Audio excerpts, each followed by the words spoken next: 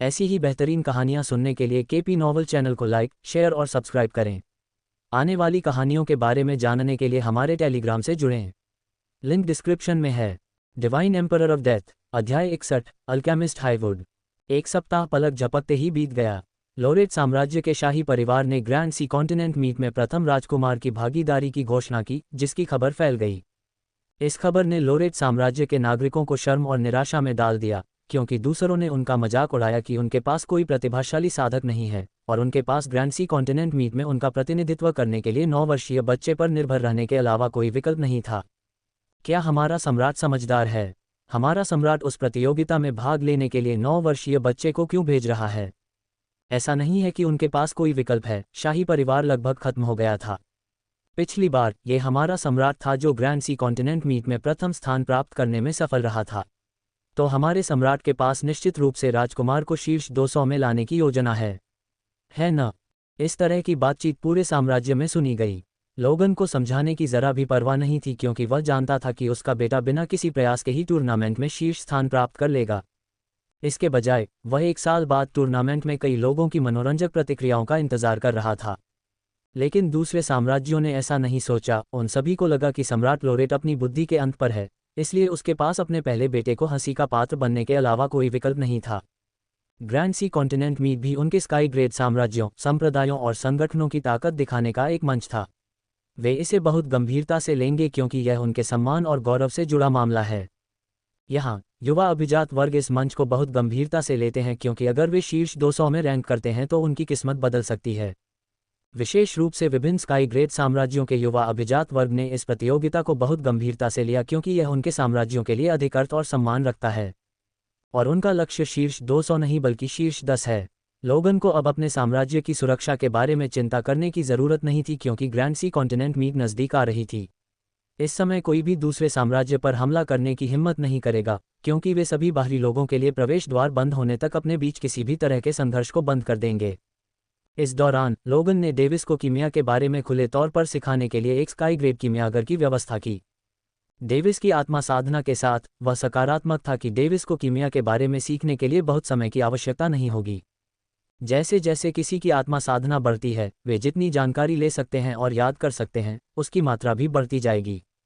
Davis के मामले में भले ही वह 1 लाख किताबें पढ़ ले, फिर भी वह इसे स्पष्ट रूप से याद रख सकता है।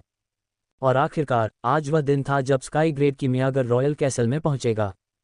डेविस अपने नए शिक्षक का बेसब्री से इंतजार कर रहा था, क्योंकि उसे अपने सहकीमिया कौशल पर भरोसा नहीं था। उसके पास कोई नहीं था और न ही उसने इसके बारे में पढ़ा था। यह उसके लिए बिल्कुल नया विषय था। अपने पिछले जीवन में भी उसका खाना पकाने का कौशल सबसे अच्छा नहीं था। हालांकि कुछ समय पहले उसके माता पिता ने उसे प्रोत्साहित किया था, फिर भी वह चिंतित महसूस कर रहा था, लेकिन घबराया हुआ नहीं था। डेविस शांत कदमों से सिंहासन कक्ष की ओर बढ़ा। जब वह सिंहासन कक्ष में पहुंचा तो उसने एक अधेड़ उम्र के व्यक्ति को अपने पिता का अभिवादन करते देखा। अपने पिता और उस अधेड़ उम्र के व्यक्ति के अलावा सिंहासन कक्ष में उस समय कोई नहीं था। अधेड़ उम्र का वह व्यक्ति लगभग 6 फीट लंबा था। उसके काले बाल झरने की तरह नीचे गिर रहे थे। उसका चेहरा शांत था, जिससे वह आसानी से मिलनसार था, क्योंकि वह मुस्कुराता हुआ दिखाई देता था। उसने एक सामान्य कीमियागर की पोशाक पहनी हुई थी। हाँ, औपचारिकताएं छोड़ो कीमियागर हाईवुड। मैं अपने अज्ञानी बेटे को कीमिया के बारे में सिखाने के लिए आपके सम्मानित आत्मा को आमंत्रित करके बहुत सम्मानित महसूस कर रहा हूँ। मैं तो अल्केमिस्ट एसोसिएशन का सदस्य भी नहीं हूँ। मैं एक स्काई ग्रेड साम्राज्य के सम्राट से मिलते समय औपचारिकताओं को छोड़ने की हिम्मत कैसे कर सकता हूँ? अल्केमिस्ट हाईवुड ने उदासीन स्वर में उत्तर दिया। लोगन ने हंसते हुए कहा, तुम सच में मजाक कर रहे हो अल्केमिस्ट हाईवुड? हर कोई जानता है कि अल्केमिस्ट एसोसिएशन के प्रमुख की तुलना में तुम दूसरे नंबर पर हो। मुझे यकीन है कि अल्केमिस्ट एसोसिएशन में शामिल न होने के तुम्हारे अपने कारण थे, लोगन ने कहा। यह कोई बड़ा रहस्य नहीं है। हर कोई जानता है कि मौजूदा अल्केमिस्ट एसोसिएशन पूरी तरह से भ्रष्ट है। अगर मैं उसमें शामिल हो जाता तो मुझे ये भी नहीं पता होता कि मेरे मरने के बाद मेरी लाश को कहाँ दफनाया जाएगा। अल्केमिस्ट हाईवुड ने अपनी आंखों पर घृणा के भाव के साथ उत्तर दिया। अल्केमिस्ट हाईवुड ने अल्केमिस्ट एसोसिएशन के तरीकों का तिरस्कार किया। उनके तरीके अत्याचार और मनमानी के थे। बेशक, और इसलिए मैं नहीं चाहता कि मेरे बच्चे को उन पाखंडी लोगों द्वारा पढ़ाया जाए। लोगन ने तिरस्कारपूर्वक उत्तर दिया। उद्धरण चिन्ह ... ये सम्राट, क्या ये सच है? आपने जो कहा उसके बारे में? अचानक अल्केमिस्ट हाईवुड ने घबराकर पूछा। जब उसे आमंत्रित किया गया तो उसने लोगन द्वारा कही गई बातों पर विश्वास करने की हिम्मत नहीं की। ये सुनिश्चित करने के लिए वह जल्दी से आया। यह एब्स है। ओह, लगता है मेरा बेटा यहाँ है, तुम खुद उससे क्यों नहीं पूछते, अल्केमिस्ट हाईवुड। लोगन ने लाक्षणिक रूप से हंसा। अल्केमिस्ट हाईवुड ने अपना सिर घुमाया और देखा कि लगभग 5 फीट लंबा एक बच्चा उसके पास आ रहा था। उसने चौंककर अपनी आंखें चौड़ी कर लीं। Mid level young soul stage. Alchemist Highwood वहां एक गड़ी हुई मूर्ति की तरह खड़ा था और चुपचाप बुदबुदा रहा था। डेविस ने अपनी साधना को छिपाने का कोई प्रयास नहीं किया, इसलिए अल्केमिस्ट हाईवुड आसानी से उसकी साधना को देख पा रहा था। अल्केमिस्ट हाईवुड कुछ समय के लिए जड़वत रहा, फिर उसका चेहरा खुशी से चौड़ा हो गया। पहला राजकुमार डेविस लोरेट था। अब मैं समझ सकता हूं कि सम्राट लोरेट ने आपको ग्रैंड सी कॉन्टिनेंट मीट में भाग लेने का फैसला क्यों किया। अल्केमिस्ट हाईवुड ने आह भरी, पहले महारानी रूथ और अब आप। युवा प्रतिभाएं हमें धूल में मिला रही हैं, जैसे कि यह उनका कोई काम नहीं है, और इससे मुझे बहुत बुरा महसूस हो रहा है। राजकुमार डेविस लोरेट, कृपया मुझे आपका अल्केमिस्ट शिक्षक बनने की अनुमति दें। अल्केमिस्ट हाईवुड ने अपना सिर झुकाते हुए कहा। डेविस जो ये सब देख रहा था, उसने व्यंग्यात्मक रूप से सोचा, क्या ये विपरीत नहीं होना चाहिए। शिक्षक, ऐसा करने की कोई आवश्यकता नहीं है, जब मैं ही आपसे सीख रहा हूं, ये बुरा है। डेविस ने अजीब तरीके से कहा। अगर मैं आपका गुरु होता तो ऐसा ही होता, लेकिन मैं आपका शिक्षक हूं। वास्तव में आप जैसी प्रतिभा, मुझे आपको अपना प्रत्यक्ष शिष्य बनाने में शर्म आती है, मैं इसके योग्य नहीं हूं।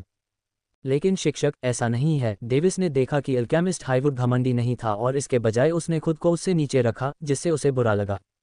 आप जल्द ही कीमिया के रास्ते पर हवा की तरह उड़ेंगे, इसलिए मुझे मास्टर कहने की कोई ज़रूरत नहीं है। कीमियागर हाईवुड ने मुस्कुराते हुए जवाब दिया, जैसे कि उन्हें वरिष्ठता से कोई फर्क नहीं पड़ता। अध्याय 62, मुझे बुलाओ। ठीक है शिक्षक, आपको क्या लगता है कि मुझे आपकी कीमिया कौशल सीखने में कितना समय लगेगा? डेविस ने संदेह में पूछा, क्योंकि वह वास्तव में जितनी जल्दी हो सके कीमिया सीखना चाहता था। कीमियागर हाईवुड ने उसके सवाल का जवाब देने से पहले एक पल सोचा। 1 साल। अगर आपकी प्रतिभा कीमिया में उच्च है तो मुझे पीछे छोड़ने के लिए आपको बस 1 साल की आवश्यकता होगी। अगर नहीं, तो ज़्यादा से ज़्यादा 5 साल। हाँ, मुझे खुशी है कि मेरे बेटे को आपके सम्मानित स्वर, कीमियागर हाईवुड ने पहचाना है। लोगन हंसे और बातचीत में शामिल हो गए। अगर मैंने ऐसी प्रतिभा कीमियागर एसोसिएशन को सौंप दी तो ये बहुत बड़ा पाप होगा, कीमियागर हाईवुड ने शांति से कहा, लेकिन वह डेविस को अपने लिए पाकर खुश था। जरूर, लोगन ने उससे सहमति जताई। प्रिंस डेविस, चलिए तुरंत मूल बातें शुरू करते हैं। पहले, व्यवहारिक से पहले सैद्धांतिक है। मैं चाहता हूं कि आप जितनी जल्दी हो सके ये सब याद कर लें, इससे पहले कि हम कीमियागर पर अपना हाथ आजमाएं। अल्केमिस्ट हाईवुड ने अचानक कहा, जब उसने अपने स्पेस रिंग से एक स्पेस रिंग निकाली। डेविस ने स्पेस रिंग को देखा और सोचा, लगता है कि वह मुझे भी सिखाने के लिए उत्सुक है। फिर उसने स्पेस रिंग लिया और जल्दी से अपनी आत्मा की भावना से इसकी जांच की। उद्धरण चिन्ह अल्पविराम उद्धरण चिन्ह। स्पेस रिंग में किताबें थीं, सभी किताबें। जड़ी बूटियों, गोलियों और खजानों की जानकारी दर्ज करने वाली किताबों से लेकर हर्ब एनसाइक्लोपीडिया, पिल क्रिएशन प्रोसेस और तकनीकों पर भी बहुत सारी किताबें थीं। हर्ब एनसाइक्लोपीडिया में जड़ी बूटियों के प्रकार, उनकी विशेषताओं, उनके प्रकारों और यहाँ तक कि उनके सामान्य स्थान के बारे में जानकारी शामिल थी। इसमें यह भी शामिल था कि जड़ी बूटियों को बिना नुकसान पहुंचाए कैसे तोड़ा जाए, और अन्य विशेषताएं जो किसी को पता होनी चाहिए अगर वे कीमियागर बनना चाहते हैं। पिल क्रिएशन प्रोसेस ने जड़ी बूटियों और खजानों से गोलियां बनाने की प्रक्रिया को समझाया, जबकि पिल क्रिएशन तकनीक ने बताया कि एक निश्चित तकनीक का उपयोग करके गोली कैसे बनाई जाए। 1 लाख से ज़्यादा किताबें थीं जिनमें बहुत सारी जानकारी थी। अगर कोई नश्वर इन किताबों को पूरा पढ़ ले तो ये पता नहीं था कि उसे इसे पूरा करने में कितना समय लगेगा। स्पेस रिंग में ढेर सारी किताबें देखकर डेविस की आंखें झपक गईं। मैंने सोचा था, मुझे जड़ी बूटियों और गोली बनाने के बारे में बहुत सारी बुनियादी जानकारी हासिल करनी है। डेविस ने मूल रूप से 1 साल में बॉडी टेम्परिंग कल्टीवेशन में 4थे चरण और एसेंस गैदरिंग कल्टीवेशन में 3रे चरण तक पहुंचने की योजना बनाई थी, लेकिन ऐसा लग रहा था कि वह बिना ज़्यादा मेहनत के इसे हासिल नहीं कर पाएगा। मैं शिक्षक को उनके मार्गदर्शन के लिए धन्यवाद देता हूँ। डेविस ने सिर झुकाया। चिंता मत करो, ये सब सिर्फ जड़ी बूटियों और गोलियों के बारे में जानकारी है जो नश्वर और पृथ्वी स्तर की हैं। जब तुम इसे पूरा कर लो तो मेरे पास आओ, मैं तुम्हारा परीक्षण करूंगा। अगर तुम पास हो गए तो मैं अपनी पूरी विरासत तुम्हें सौंप दूंगा। अल्केमिस्ट हाईवुड ने जोश से जवाब दिया। वास्तव में डेविस को अपना छात्र पाकर वह गौरवान्वित था, क्योंकि उसकी मान्यताओं के अनुसार डेविस जल्द ही उससे भी बड़ी ऊंचाइयों पर पहुंच जाएगा। धन्यवाद शिक्षक हाईवुड, डेविस ने कृतज्ञता के साथ कहा। हाँ, ये सिर्फ मेरी अल्केमिस्ट उपाधि है। मुझे ऐसा मत कहो, मेरा नाम केविन वुड है। अल्केमिस्ट हाईवुड हंसा। ठीक है, शिक्षक केविन। डेविस मुस्कुराया, लेकिन उसे जितनी किताबें पढ़नी होंगी उससे वह थोड़ा चिढ़ गया। हाँ, अपने शिक्षक को निराश मत करो डेविस। सुनिश्चित करो कि तुम ठीक से सीखो। फिर लोगन ने उसके चेहरे पर एक मजाकिया मुस्कान के साथ उसे छोड़ दिया। और तुम कहाँ जा रहे हो मेरे सम्राट? अचानक एक महिला की आवाज़ सुनाई दी, लेकिन चूंकि यह डेविस और लोगन को परिचित थी इसलिए उन्होंने इसे तुरंत पहचान लिया। डेविस के चेहरे पर एक खुशी का भाव था, जबकि लोगन का चेहरा पीला पड़ गया। अल्केमिस्ट हाईवुड, मुझे उम्मीद है कि तुम सम्राट को भी अल्केमी के बारे में सिखाओगे। तब शाही परिवार तुम्हारा ऋणी रहेगा। क्लेयर ने अपने हाथ जोड़े और झुक गई। सम्राट लोरेट कीमिया नहीं जानता। केविन वुड चौंक कर लोगन की ओर मुड़ा। लोगान के चेहरे पर शर्मिंदगी का भाव था। चिंता मत करो महारानी, मेरे लिए एक और छात्र क्या मायने रखता है। मैं आसानी से सम्राट को कीमिया के बारे में सिखा दूंगा। केविन वुड ने अजीब भाव से लोगन की ओर देखते हुए कहा। मैं कीमियागर हाईवुड को उनकी समझ के लिए धन्यवाद देता हूँ। फिर मैं विदा लेती हूँ, क्लेयर ने जाते हुए कहा और लोगन को घूरते हुए चली गई। डेविस और केविन वुड ने फिर लोगन की ओर दया भरी आंखों से देखा। तारानकन खांसी। तो फिर ऐसा लगता है कि मैं भी आपका एक छात्र हूँ शिक्षक केविन। लोगन ने केविन वुड को अपने शिक्षक के रूप में अप्रत्यक्ष रूप से स्वीकार करते हुए कहा। हाँ, मुझे सीनियर भाई कहो डैडी। डेविस अपनी हंसी नहीं रोक पाया। चले जाओ, लोगन शर्मिंदगी में चिल्लाया। केविन वुड अवाक रह गया। अल्पविराम। उसके बाद डेविस अपनी माँ से मिलने गया। माँ, आप कैसी हैं? डेविस ने पूछा। इस सप्ताह में वह उनसे कई बार मिलने गया। यह क्या है, अब आप लगभग हर दिन यहाँ आते हैं। तुम अचानक मेरे बारे में क्यों चिंतित हो? क्लेयर को आश्चर्य हुआ, लेकिन उसने देखा कि वह आजकल अजीब तरह से व्यवहार कर रहा है। वह, डेविस ने बड़बड़ाया। तारानकन, क्या तुम्हारे पिता ने तुम्हें बताया? क्लेयर की अभिव्यक्ति उदास दिखी। डेविस ने कहने से पहले उसकी आंखों को नज़रअंदाज कर दिया। उद्धरण चिन्ह ... हाँ, क्या अब तुम मुझसे नफरत करते हो? क्लेयर ने अपने बेटे की नज़रें दूसरी ओर घुमाते हुए व्यंग्यात्मक ढंग से पूछा। असंभव, मैं तुमसे कभी नफरत नहीं करूंगा, डेविस ने उस पर चिल्लाते हुए कहा, क्योंकि उसका दिल दुखी था। माँ, तो क्या हुआ अगर तुम बाहरी हो? मैं भी एक तरह से बाहरी हूँ। तुम मेरी माँ हो, मुझे कोई फर्क नहीं पड़ता। इससे कोई फर्क नहीं पड़ता। मैं वादा करता हूँ कि मैं तुम्हारी आत्मा से उस घटिया सील को हटा दूंगा। बस तुम इंतज़ार करो, डेविस ने चिल्लाते हुए अपनी दिल की भावनाएं बताईं। मेरे बच्चे, मुझे तुम पर बहुत गर्व है। क्लेयर ने डेविस को गले लगाया, क्योंकि उसके दिल में गर्माहट महसूस हुई। उसने सिर्फ लोगन के लिए अपने घर लौटना छोड़ दिया। उसने सिर्फ उसके लिए अपना साधना करियर छोड़ दिया। उसने सब कुछ त्याग दिया और अपने प्यार का पीछा किया। उसे अपने फैसले पर तब तक पछतावा नहीं हुआ जब तक लोगन ने उसके इकलौते बच्चे को 3 साल के लिए छिपा नहीं दिया। उसके बिना हर दिन उसके लिए नरक था। उसकी साधना रुक गई, विचार अस्त व्यस्त हो गए, क्योंकि वह लगभग लोगन से नफरत करने लगी थी। और फिर उसका बेटा वापस आ गया। उस पल जब उसने रॉयल कैसल में एक दुबले पतले बच्चे को देखा तो उसे लगभग तुरंत पता चल गया कि वह उसका बेटा है। उस पल उसके सारे पछतावे और असंतोष उससे दूर उड़ गए जैसे डोरी कटी पतंग। उसने उसे प्यार और देखभाल से नहलाया, यहाँ तक कि उसे खूब लाड़ प्यार भी किया। और अब उसे लगा कि वह इतना बड़ा हो गया है कि अब वह आखिरकार उस पर भरोसा कर सकती है। अभी उसके शब्दों से वह अब अपने जीवन से पूरी तरह संतुष्ट महसूस कर रही थी। उसे बस अपने साधना करियर और अपने करीबी लोगों का पछतावा था जो दूसरी तरफ थे। लेकिन अपने प्यार और परिवार के लिए उसे अब लगा कि उसने पहले जो कुछ भी किया वह सब इसके लायक था। अध्याय 63। क्या तुम भी उसे पसंद करते हो? कोई बात नहीं, मैं हर कीमत पर उसकी रक्षा करूंगा, डेविस ने खुद से वादा किया। सॉरी डेविस, बस इतना ही। माँ ने बहुत सारी चीज़ें खो दी हैं और मैं किसी भी तरह से तुम्हें खोना नहीं चाहूँगा। क्लेयर मुस्कुराई, उसकी मुस्कान शरद ऋतु की हवा की तरह थी। डेविस ने धीरे से कहा, कोई बात नहीं माँ, मैं हमेशा तुम्हारा सहयोगी रहूंगा। तारानकन, उस प्रवेश द्वार और मेरे घर से जुड़ी कोई भी बात मैं नहीं कह पाऊंगी, क्लेयर ने कहा। उसे अपने बेटे की मदद न कर पाने का दुख था। उसे पता था कि वह ग्रैंड सी कॉन्टिनेंट मीट में भाग लेने जा रहा था क्योंकि लोगन उसे पहले से ही समझाने आया था। मुझे पता है, पिताजी ने बताया था। डेविस ने अपना सिर हिलाया और संकेत दिया कि उसे इसके बारे में चिंता नहीं करनी चाहिए। क्लेयर ने अपना सिर हिलाया क्योंकि वह एक बार फिर संतुष्ट महसूस कर रही थी। तो क्या माँ को तुम्हें उस महिला से मिलाने में मदद करनी चाहिए जिसे तुम पसंद करते हो? एवलिन, है ना? क्लेयर ने फिर अपने बेटे को चिढ़ाया। डेविस शर्मिंदगी में चिल्लाने से पहले अचंभित रह गया। माँ, तुम्हें कैसे पता चला? यह एलिया थी, है ना? डेविस ने दांत पीसते हुए कहा। यह देखकर कि उसकी माँ ने इसका खंडन नहीं किया, वह और भी अधिक नाराज हो गया। फिर उसे एहसास हुआ कि चूंकि उसे उसकी माँ ने खरीदा था तो उसे कभी कभी उसकी माँ को उसके बारे में बताने के लिए मजबूर किया गया होगा। ओह, लगता है मुझे यहाँ और भी ज्यादा धमकाना पड़ेगा, डेविस ने सोचा और वह मन ही मन उदास होकर मुस्कुराया। तुम्हें भी वह पसंद है न? क्लेयर ने मुस्कुराते हुए पूछा। ये सुनकर डेविस चौंक गया, इससे पहले कि उसे वह दृश्य याद आए जब वह एलिया के चेहरे के इतने करीब आ गया था जब वह साधना कर रही थी। उसका चेहरा अनजाने में थोड़ा लाल हो गया। लगता है मैं सही था। क्लेयर ने अपने बेटे के गालों पर चुटकी काटते हुए धीरे से हंसी। माँ, इसे बंद करो, डेविस ने ऐसा कहा क्योंकि वह वास्तव में शर्मिंदा था। तुम्हें नहीं लगा कि मैं जान जाऊंगा? तुम मेरे बेटे हो, मैं कैसे नहीं जान सकता कि तुम क्या सोच रहे हो? जिस तरह से तुम उसके साथ व्यवहार करते हो ये बहुत स्पष्ट है। बेशक, मैं उसके साथ अपने दोस्त की तरह व्यवहार करता हूँ, डेविस ने सीधे चेहरे से कहा क्योंकि उसने अपनी शर्मिंदगी छिपाने की कोशिश की। क्लेयर ने हंसते हुए कहा, हाँ एक दोस्त। ये कहते हुए मैं चाहती हूँ कि तुम अभी अपनी कीमिया पर ध्यान केंद्रित करो क्योंकि यह तुम्हारे भविष्य में अविश्वसनीय रूप से सहायक होगा। क्लेयर की आवाज़ बदल गई क्योंकि वह गंभीरता से बोल रही थी। डेविस ने सिर हिलाया क्योंकि वह जानता था कि वह निकट भविष्य में बाहरी दुनिया में उसके उद्यम के बारे में बात कर रही थी। और साथ ही सारसंग्रह साधना के तीसरे चरण तक साधना मत करो, मुझसे कुछ मत पूछो, बस अपनी माँ पर भरोसा करो। ये ठीक है, डेविस ने कहा क्योंकि वह समझ नहीं पा रहा था कि उसकी माँ ने उसे अब तीसरे चरण तक साधना करने से क्यों मना किया है, लेकिन चूंकि यह उसकी माँ ही थी जिसने उसे बताया था, इसलिए उसने उस पर भरोसा करना चुना।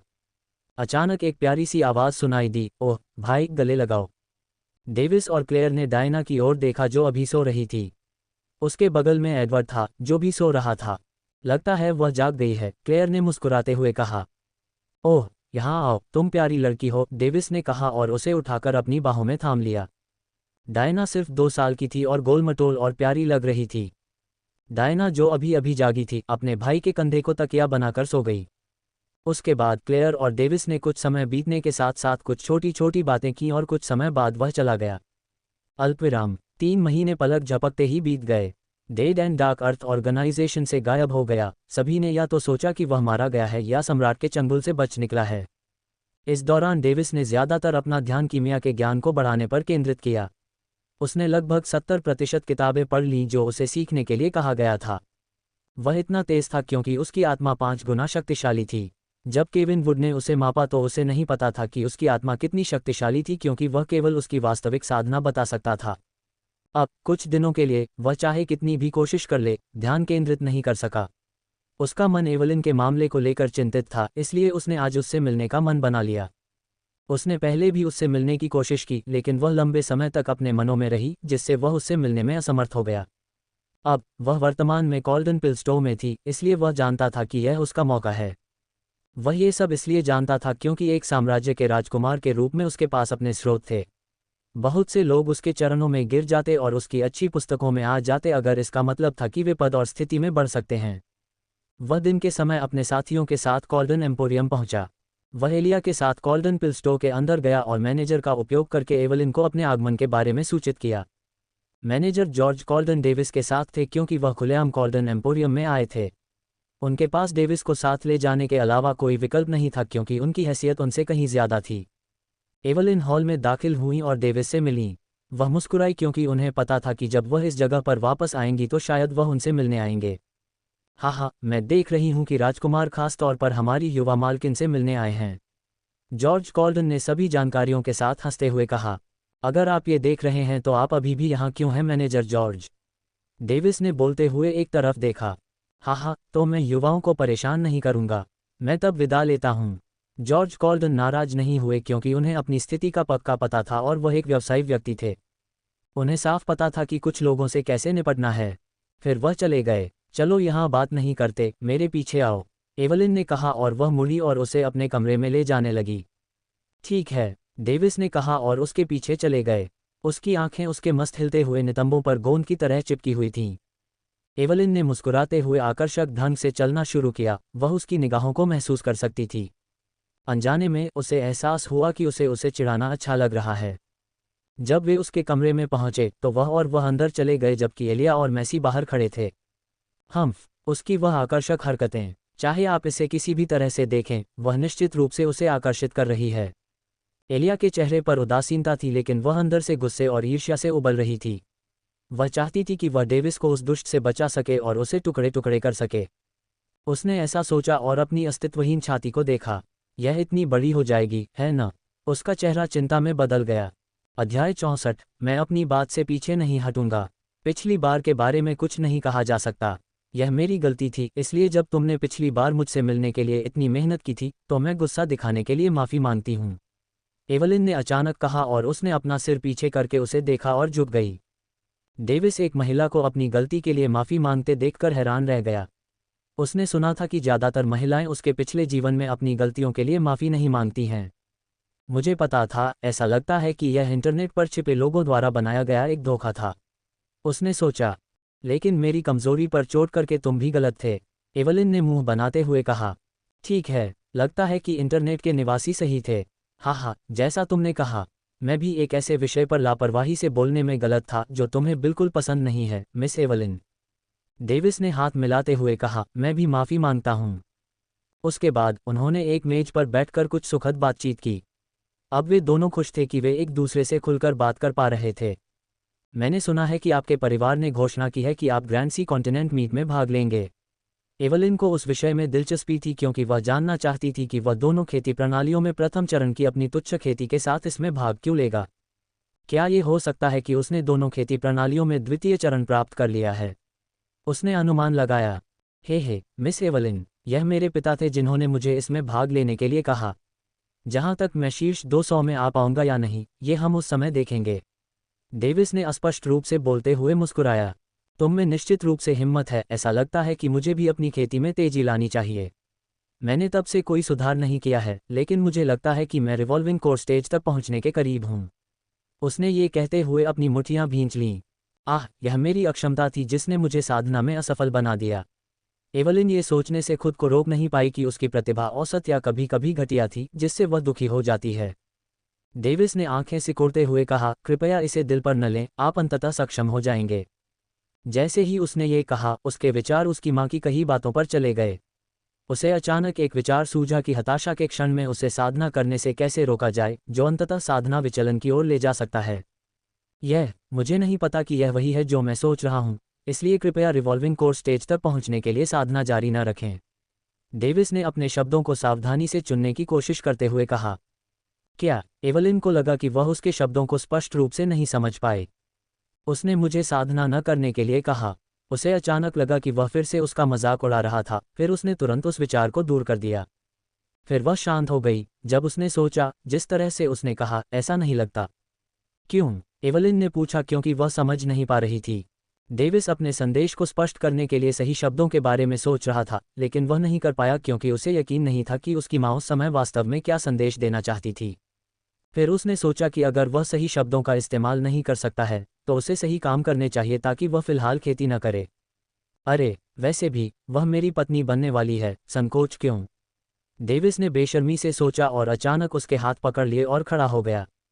हैरान मत होइए, मिस एवलिन, उसने उसे लगभग तुरंत चेतावनी दी। एवलिन पूरी तरह से हैरान थी क्योंकि उसने महसूस किया कि उसके हाथ उसके द्वारा पकड़े गए हैं, और जब उसने उसे चेतावनी देते हुए सुना तो वह चमकीली लाल हो गई। उसके विचार अस्त व्यस्त हो गए क्योंकि उसने जल्दी से कई संभावनाओं के बारे में सोचा, लेकिन जब उसने अपने हाथों में हल्की झुनझुनी महसूस की तो वह रुक गई। ये peak level energy condensation stage की ऊर्जा है। एवलिन चौंक गई जब वह खड़ी हुई। उसकी आंखें चौड़ी हो गईं और उसने उसे ऐसे देखा जैसे वह किसी भूत को देख रही हो। हाँ, ये वैसा ही है जैसा तुम सोच रहे हो। यही कारण है कि मेरे पिता को मुझ पर भरोसा है, डेविस ने धीरे से कहा। एवलिन ने सिर हिलाया, फिर भी वह उसे अचंभित भाव से देख रही थी। इसका मेरे रिवॉल्विंग कोर स्टेज पर साधना न करने से क्या लेना देना है? लेकिन उसने संदेह में पूछा। किसी कारण से मेरी माँ ने मुझे रिवॉल्विंग कोर स्टेज पर साधना करने से मना किया। वह मेरी माँ है और मुझे पता है कि वह हर चीज़ में मेरे लिए सबसे अच्छा चाहती है। इसलिए मैंने उसकी बात पर विश्वास करने और रिवॉल्विंग कोर स्टेज पर साधना करना बंद करने का फैसला किया। तुम्हारा मतलब है कि? उसने अपने चेहरे पर अविश्वसनीय भाव के साथ यह कहा। डेविस ने गंभीरता से अपना सिर हिलाया और कहा, यह संभव है कि हमारे महाद्वीप में रिवॉल्विंग कोर स्टेज या तो अधूरा है या इसमें अभी भी कुछ और सुधार किए जाने हैं। एवलिन के कानों में उसने जो कहा वह उसके लिए गड़गड़ाहट की तरह गूंज उठा। तुम मुझसे ये क्यों कह रहे हो? क्या होगा अगर मैं ये जानकारी अपने परिवार को लीक कर दूं? क्या तुम्हें इससे डर नहीं लगता? उसने अविश्वास से पूछा, कौन सा राजकुमार अपने परिवार के रहस्यों को अपनी प्रेमिका को भी ऐसे बताएगा? एवलिन ने अविश्वसनीय रूप से सोचा। वह ये सोचने से खुद को रोक नहीं पाई कि वह किसी गंभीर व्यवसाय में शामिल हो गई है। तो मैं तुम्हें एक भरोसेमंद व्यक्ति की तरह व्यवहार करने के लिए केवल खुद को दोषी मान सकती हूँ। मैं तुम्हें सिर्फ इतना बता दूं कि मैं तुम्हें बहुत पसंद करती हूँ, तुमसे प्यार नहीं करती। अगर तुम मेरे भरोसे को तोड़ते हो तो सबसे अच्छी स्थिति यह होगी कि मैं तुम्हें हमेशा के लिए छोड़ दूंगी, सबसे बुरी स्थिति यह होगी कि मैं तुम्हें और तुम्हारे लिए अपने दिल में अपनी भावनाओं को भी मार दूंगी, डेविस ने अपने चेहरे पर एक आहत भाव के साथ कहा। वह जानता था कि एक बार कहे गए शब्दों को वापस नहीं लिया जा सकता। उसके चेहरे पर एक दृढ़ भाव दिखाई दिया। मेरे लिए सबसे बुरी स्थिति यह होगी कि मैं कुछ दिल के राक्षसों को लेकर चलूंगी, लेकिन फिर भी मैं जो कहूंगी उसे करने में संकोच नहीं करूंगी। उसके दिल की धड़कनें तेज हो गईं क्योंकि उसके दिल में एक अजीब सी भावना आ गई। उसे बुरा नहीं लगा क्योंकि वह जानती थी कि किसी व्यक्ति, खासकर उच्च पद के व्यक्ति के भरोसे को तोड़ने के क्या परिणाम होंगे। यहाँ तक कि अगर कोई किसी कारण से उसके साथ विश्वासघात करता है तो वह भी इसे बर्दाश्त नहीं कर सकती। एवलिन ने पूछा और उसकी आंखें चमक उठीं। क्या तुम मुझ पर भरोसा करते हो? मुझे भरोसा है, डेविस ने उसकी आंखों में देखा और गंभीरता से जवाब दिया। उसने अपने होंठ काटे। क्या तुम मुझसे प्यार करते हो? मैं चाहती हूँ, लेकिन मेरा मानना है कि हम अभी उस चरण में नहीं हैं। उसने अपना सिर हिलाया। मैं समझ गया। जैसे ही उसने अपना हाथ पीछे खींचा, उसका चेहरा चिंतन में चला गया। यह अज्ञात था कि वह खुश थी या दुखी, क्योंकि उसके चेहरे के भाव को पढ़ना मुश्किल था। मैंने आपके भरोसे की रक्षा करने का फैसला किया है और मैं एक निर्णय पर पहुंच गई हूं। क्या है? डेविस ने प्रत्याशा में पूछा। मैंने ग्रैंड सी कॉन्टिनेंट मीट में भी भाग लेने का फैसला किया है। अगर तुम मुझे हरा सकते हो तो मैं दिल और आत्मा दोनों से तुम्हारी हो जाऊंगी, एवलिन ने दृढ़ चेहरे के साथ कहा। डेविस की आंखें आश्चर्य से चौड़ी हो गईं। तुम्हारा मतलब यह है? मैं अपनी बात से पीछे नहीं हटूंगी। अध्याय 65, निम्न स्तरीय रजत चरण। डेविस ने उत्साह में अपने हाथों को कस लिया, जबकि उसका चेहरा उत्साह से चमक रहा था। इस विवाह का मामला अब लगभग तय हो चुका था, या ऐसा उसने सोचा। बेचारी एवलिन को नहीं पता था कि उसने तीसरे चरण के शिखर तक बॉडी कल्टीवेटेड भी किया था।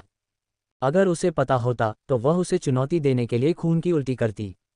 उसने सोचा कि चूंकि उसने शीर्ष स्तरीय ऊर्जा संघनन चरण प्राप्त कर लिया है, इसलिए उसके पास बॉडी टेम्परिंग कल्टीवेशन में साधना करने का समय नहीं होगा।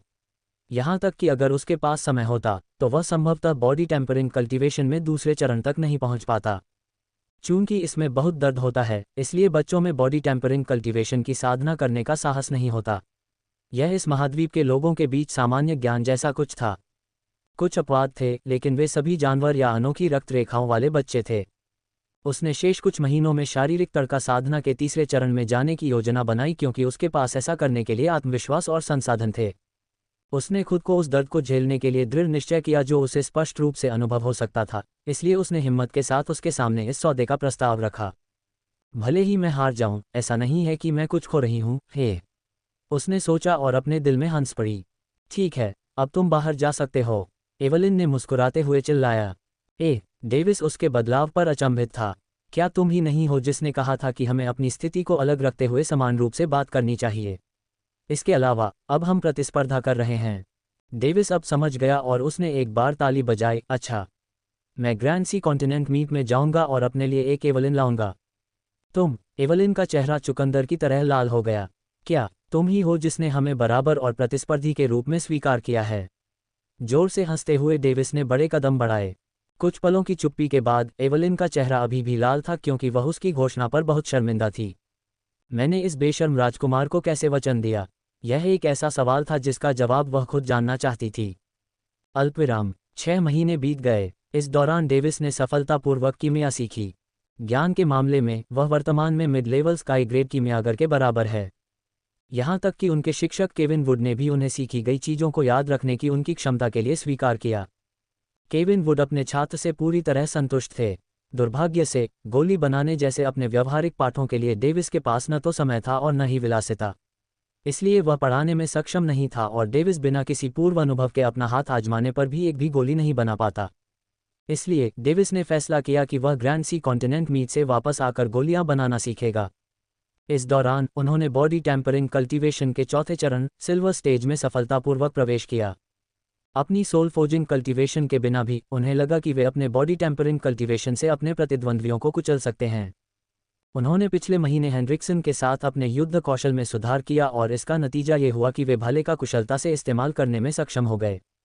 हालांकि उनका कौशल उतना बढ़िया नहीं था, लेकिन वे अपने विरोधियों को कुचलने के लिए 100,000 किलोग्राम की शक्ति का इस्तेमाल करने में सक्षम थे, और वह भी केवल अपनी सामान्य शक्ति के साथ। चूंकि उनके पास तानाशाह काया है, इसलिए वे 200,000 किलोग्राम की शक्ति का इस्तेमाल कर सकते हैं, जो आसानी से निम्न स्तर के सिल्वर स्टेज कल्टीवेटर को दबा सकती है और मध्यम स्तर के सिल्वर स्टेज कल्टीवेटर से टक्कर ले सकती है। अब उनके लिए रॉयल कैपिटल छोड़ने और महाद्वीप के केंद्र में आयोजित होने वाले ग्रैंड सी कॉन्टिनेंट मीट की ओर जाने का समय आ गया था। डेविस और लोगन ने अपने परिवार को अलविदा कहा और महाद्वीप के मध्य की यात्रा की। दरअसल लोरेट साम्राज्य महाद्वीप के केंद्र के सबसे करीब था, इसलिए वे अन्य लोगों की तुलना में बाद में यात्रा करने वाले थे। महाद्वीप का केंद्र एक समुद्र था और इसका नाम ग्रैंड सी रखा गया था, इसलिए महाद्वीप का नाम इसके नाम पर रखा गया, और साथ ही प्राचीन काल से किसी ने भी इस महाद्वीप पर विजय प्राप्त नहीं की थी। ग्रैंड सी 100,000 किलोमीटर लंबा था, जो समुद्री जानवरों से भरा हुआ था जो तीसरे चरण में थे। यहाँ तक कि चौथे चरण और पांचवें चरण के जानवर भी वहाँ रहते हैं, लेकिन वे मनुष्यों से सावधान रहते हैं और आमतौर पर इस दौरान हमला नहीं करते हैं, क्योंकि जानवर चौथे चरण स्पिरिट बीस्ट चरण में प्रवेश करने के बाद चेतना प्राप्त करते हैं। कुछ जादुई जानवरों में स्पिरिट बीस्ट चरण में पहुंचने पर मानव रूप प्राप्त करने की क्षमता भी होती है, लेकिन दुख की बात है कि वर्तमान महाद्वीप ने अभी तक एक भी नहीं देखा है। ग्रैंड सी में बहुत सारे द्वीप थे और प्रतियोगिता किसी एक द्वीप में आयोजित की जाएगी। लोगान, डेविस और बहुत से अन्य लोग जो ग्रैंड सी कॉन्टिनेंट मीट में भाग लेने जा रहे थे, वे एक स्काई ग्रेड शिप में रवाना हुए, जो तीसरे चरण के समुद्री जादुई जानवरों के हमलों के लिए अभेद्य था। जहाज 2 किलोमीटर लंबा और 10 मंजिल ऊंचा था। यह यात्रा के लिए 10 लाख लोगों को घर दे सकता था। हालांकि यह आलीशान नहीं था, लेकिन ये काफ़ी भीड़भाड़ वाला था। लोग अपने कमरे साझा करते थे, लेकिन उच्च दर्जे के लोगों को उनके अपने कमरे दिए गए थे। हालांकि यह अभेद्य था, लेकिन ये काफ़ी धीमा भी था। वाह, इतने सारे लोग! डेविस ने इसे देखकर चिल्लाया। वह डेक के पास खड़ा था। उसके पास अपना कमरा भी था, इसलिए वह एलिया के साथ वहां रुका। एलिया भी ग्रैंड सी कॉन्टिनेंट मीट में भाग ले रही थी, क्योंकि उसे डेविस ने ऐसा करने के लिए प्रोत्साहित किया था। इस जहाज़ में पूरे लोरेट साम्राज्य के 10 लाख युवा थे, क्योंकि वे सभी ग्रैंड सी कॉन्टिनेंट मीट में भाग लेने जा रहे थे। कभी कभी कुछ घुमंतु साधक होते थे, जो शीर्ष 200 में स्थान प्राप्त कर सकते थे। इसलिए अपने मन में उम्मीद लेकर लाखों युवा हर साम्राज्य से ग्रैंड सी कॉन्टिनेंट मीट की यात्रा करते हैं। भले ही वे शीर्ष 200 में न आ पाएं, लेकिन उनके लिए कोई समस्या नहीं थी। जब तक वे शीर्ष 100,000 में प्रवेश करते हैं, तब तक उनका जीवन काफ़ी हद तक व्यवस्थित रहेगा, क्योंकि विभिन्न शक्तियां उन्हें मानद सदस्य या यहाँ तक कि बुजुर्गों के रूप में आमंत्रित करेंगी। हाँ, ये हमेशा देखने लायक होता है। दरअसल जब मैं पिछली बार ग्रैंड सी कॉन्टिनेंट मीट में भाग लेने गया था, तो इससे ज़्यादा लोग थे। लोगन ने भौहें सिकुड़ी। शायद ऐसा इसलिए है क्योंकि उन्हें लगता है कि इस ग्रैंड सी कॉन्टिनेंट मीट के दौरान हम अपना चेहरा खो देंगे, है ना? डेविस ने पूछा। हो सकता है, लेकिन अफसोस वे एक युग की किंवदंती को खो देंगे, लोगन ने मुस्कुराते हुए कहा। फिर वे दोनों एक दूसरे को देखते हुए साथ में हंसने लगे। अध्याय 66, गोटे द्वीप। यद्यपि ये केवल यहाँ एक किंवदंती होगी, दुनिया बहुत बड़ी है, डेविस ने हंसने के बाद टिप्पणी की। लोगन ने अपने शब्दों पर विचार किया और फिर कहा, यह एक निराशावादी दृष्टिकोण है, लेकिन आप सही हैं। हमें संकीर्ण सोच नहीं रखनी चाहिए और अपनी दृष्टि यहाँ नहीं रखनी चाहिए। इसके बजाय हमें अपनी दृष्टि बाहरी दुनिया पर रखनी चाहिए। बाहरी दुनिया की बात करें तो मुझे आश्चर्य है कि यह कितनी विशाल है। डेविस ने आकाश की ओर देखते हुए सोचा, कौन जानता है, ये हमारे महाद्वीप से भी छोटी दुनिया हो सकती है। लोगन ने मजाक करते हुए मुस्कुराया। हाँ, हमारा महाद्वीप ही बहुत बड़ा है, बाहरी दुनिया की तो बात ही छोड़िए। डेविस हंसा। मुझे आश्चर्य है कि हमारा महाद्वीप कितना बड़ा है। एलिया, जो पीछे खड़ी थी, ने उनकी बातचीत सुनकर खुद से सवाल किया। डेविस ने यह बात सुनी और उसकी ओर देखा और मुस्कुराते हुए कहा, हमारा महाद्वीप लगभग 600,000 किलोमीटर लंबा है, जिसमें ग्रांड सागर भी शामिल है, जो लगभग 100,000 किलोमीटर लंबा है। इतना बड़ा? एलिया स्पष्ट रूप से अचंभित थी। उसने कभी रॉयल कैपिटल नहीं छोड़ी और महाद्वीप के बारे में उसका ज्ञान रॉयल परिवार की तुलना में बहुत कम था। डेविस ने अपना सिर हिलाया। हाँ, अधिकांश क्षेत्रों पर स्काई ग्रेड साम्राज्यों का कब्जा है, जैसे कि हम। उदाहरण के लिए, हमारे लोरेट साम्राज्य के अधिकार क्षेत्र में कई शक्तियां हैं, जैसे कि अल्फ्रेड किंगडम, मैक्सवेल किंगडम और कई अन्य शक्तियां। मुझे समझ में नहीं आ रहा है। एलिया के चेहरे पर उलझन भरी अभिव्यक्ति थी। डेविस ने आह भरते हुए कहा, देखो, एक स्काई ग्रेड साम्राज्य के पास अपने अधिकार के तहत कई शक्तियां होती हैं। हमारा एक साम्राज्य है, इसलिए हमारे क्षेत्र के अंतर्गत कई साम्राज्य हैं जिन्होंने खुद को हमारे अधीन कर लिया है, जैसे कि अल्फ्रेड साम्राज्य। इतना ही नहीं, संप्रदाय, संगठन, परिवार सभी हमारे अधीन हैं। स्काई ग्रेड संप्रदाय और संगठन जैसी अन्य स्काई ग्रेड शक्तियां ही हमारी पकड़ से बच सकती हैं, अगर वे हमारे क्षेत्र में रहें, जैसे कि पियर्सिंग ड्रैगन संप्रदाय और रूथलेस स्वॉर्ड संप्रदाय। ओह, मैं समझ गया। उसकी अभिव्यक्ति समझ में आ रही थी क्योंकि उसने खरगोश की तरह अपना सिर हिलाया। अच्छा, क्या तुम ग्रैंड सी कॉन्टिनेंट मीट में प्रतिस्पर्धा करने के लिए तैयार हो? डेविस ने हंसते हुए पूछा। मैं तैयार हूँ। ऐसा कहते हुए उसके चेहरे पर दृढ़ निश्चयी भाव दिखाई दिया। ठीक है, चलो आयरन स्टेज पर अपनी साधना को सफल बनाते हैं। डेविस ने ऐसा कहते हुए उसके कंधों को पकड़ लिया। हाँ, एलिया ने नए सिरे से संकल्प के साथ अपना सिर हिलाया। मुझे उसके पीछे चलना ही होगा चाहे कुछ भी हो। उसने सोचा कि जैसे जैसे उसका साहस बढ़ता गया, उसका दृढ़ संकल्प मजबूत होता गया। अल्पविराम। 2 महीने बीत गए जब वे ग्रैंड सी से होते हुए एक द्वीप पर पहुंचे जिसे कुलीनों का समूह कहा जाता है, जिसे गोटे द्वीप भी कहा जाता है। आखिरकार हम एक लंबी यात्रा के बाद पहुंच गए। एलिया ने अपने छोटे शरीर को फैलाते हुए कहा। यहाँ स्वर्ग और पृथ्वी की ऊर्जा सघन है। डेविस ने टिप्पणी की क्योंकि उसने लालच से ऊर्जा को अवशोषित करने की कोशिश की। बेशक, ये गार्जियन एलायंस द्वारा स्थापित एक गठन है, इसके प्रभाव जितने महान हो सकते हैं उतने हैं। लोगन, जो किनारे पर था, ने टिप्पणी की। लेकिन गार्जियन एलायंस के उल्लेख पर उसका चेहरा तुरंत गंभीर हो गया। वे तीनों डेक पर खड़े थे और द्वीप के दृश्यों का आनंद ले रहे थे। गार्जियन एलायंस ही वह है जो इस प्रतियोगिता की मेजबानी करता है। वे ही हैं जो महाद्वीप को बाहरी लोगों के आक्रमण से बचाते हैं। यदि कोई व्यक्ति 5वें चरण में सफलतापूर्वक प्रवेश कर सकता है, तो वह गार्जियन एलायंस में शामिल हो सकता है, कम से कम किसी भी एक खेती प्रणाली में। आमतौर पर, सतह पर, गार्जियन एलायंस महाद्वीपीय संघर्ष, युद्धों के मामलों में हस्तक्षेप नहीं करता है। अगर वे आगे बढ़ते हैं, तो वे सतह पर अपनी ईमानदार और नैतिक छवि बनाए रखने के लिए गुप्त रूप से छाया में आगे बढ़ेंगे। इसलिए कोई भी गार्जियन एलायंस को अपमानित करने की हिम्मत नहीं करता, डरता है कि उन्हें गुप्त रूप से निशाना बनाया जा सकता है। वास्तव में, यदि कोई उन्हें नष्ट करना या परेशान करना चाहे, तो भी वे ऐसा नहीं कर सकते, क्योंकि यह महाद्वीप का सबसे मजबूत गठबंधन है। यद्यपि, ये गठबंधन घटना से पहले एक साथ काम नहीं करता है। गार्जियन एलायंस आक्रमण से 5 वर्ष पहले ही आगे बढ़ना शुरू करता है।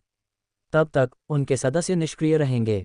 लोगान के पिता, पिछले सम्राट भी गार्जियन एलायंस के शीर्ष सदस्य थे, लेकिन दुख की बात है कि उनकी मृत्यु हो गई, जिससे लॉरेट साम्राज्य गार्जियन एलायंस में बिना किसी स्थिति के रह गया।